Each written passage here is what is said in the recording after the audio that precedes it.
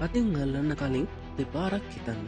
මේ ලස්සන කවජය ඇතුළේ තියෙන භයානක රහස ගැන ඔයාලා දන්නවද? ඉතින් අපි අද අපිරාස් ලෝකය තුළින් කතා කරමු මේ ගැන. රැඳී සිටින්න වීඩියෝව අවසානය වන තෙක්ම.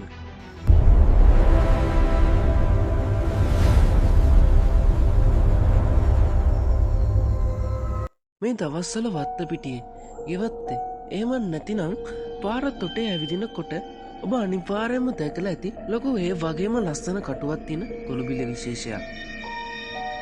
මේ සතාව අමුතුවෙන් හඳුන්වා දෙන්න දෙයක් නෑ. මොකද මේ වෙද්දි අපි කාටත් මේ සතාව හොඳට හුරු පුරුදුයි. මේ තමයි යෝධ අප්‍රිකානු ගොළුබෙල්ලා කියලා හඳුන්වන සත්වයා. පිටින් බලද්දී හරිම අහිංසක පාටට හිමින් ගමන් කරන මේ සතා ඇතුලේ අපිට හිතාගන්නවත් බැරි රහසක් හැංගිලා තියෙනවා කිව්වොතින් යාළ විශ්වාස කරනවද? මේ ගොළුබෙල්ල පරිසරයට වගේම අපේ ගොවිතැනට ලොකු තර්ජනයක්. ඇත්තම කිව්වොත් මෙයා කෑමට නොගන්න දෙයක් නැති තරම්. භෝග වර්ග 500කට වැඩි ප්‍රමාණයක් ආහාරයට ගන්නා මේ සත්වයා එළවලු පළතුරු මේ කිසි දෙයක් ඉතුරු කරන්නේ නැහැ.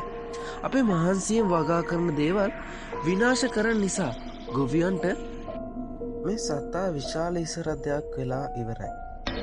ඒ වගේම මේ සතාගේ බෝවීම සිද්ධ වෙන්නේ ඉතාම වේගයෙන්. මේ ගොළුබෙල්ලා දීලිංගික සතෙක් නිසා තනි සතෙක්ට උනත් බෝවීමේ හැකියාව තියෙනවා. එක ගොළුබෙල්ලෙක්ට අවුරුද්දකට බිත්තර 1000ක් විතර දාන්න පුළුවන්. ඒ නිසා මේ ගොළුබෙල්ලන්ට තමන් ජීවත් වෙන පරිසරය ආක්‍රමණය කිරීම එතරම් අපහසු කාර්යයක් නන් නෙවෙයි. නමුත් මේ කාරණා හැම එකටම වඩා භයානක දේ තමයි ගොළුබෙල්ල මිනිස් සිරුරට කරන සෞඛ්‍ය තර්ජනය.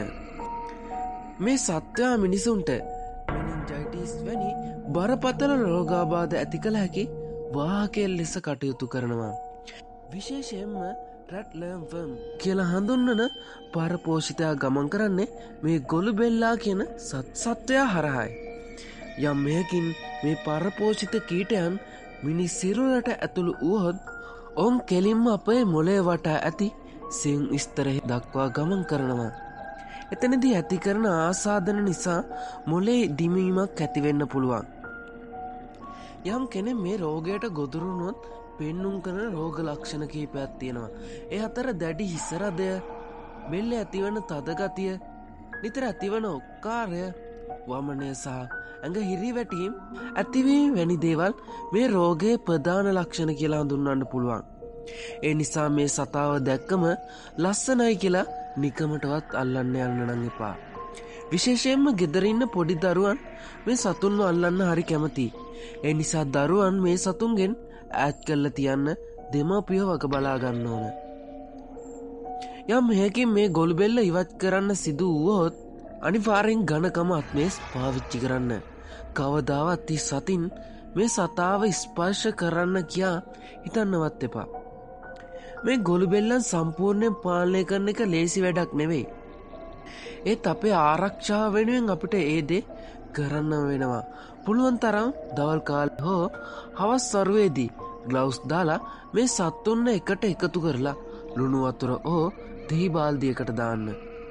ඒ වගේම මොවුන් තෙතමනට කැමති නිසා වත්ත වටේ තියෙන කොනුරොඩු, දිරාගිය කොළ ගොඩවල් වගේ දේවල් ඉවත් කරලා වත්ත පිරිසිදුව තියාගන්නත් පුළුවන්. මොන් බිත්තර දාන්න ඉඩ තියෙන තැන් විනාශ කරන දාන එකත් මේ ගහණය පාලනය කරන්න විශාල උදව්වක් වෙනවා. මේ සතාගේ තියෙන ආක්‍රමණශීලී හැසිරීම නිසා ලෝකයේ දැනටමත් මොහු අනතුරුදායක සතෙක් විදියට නම් කළ අවසන්.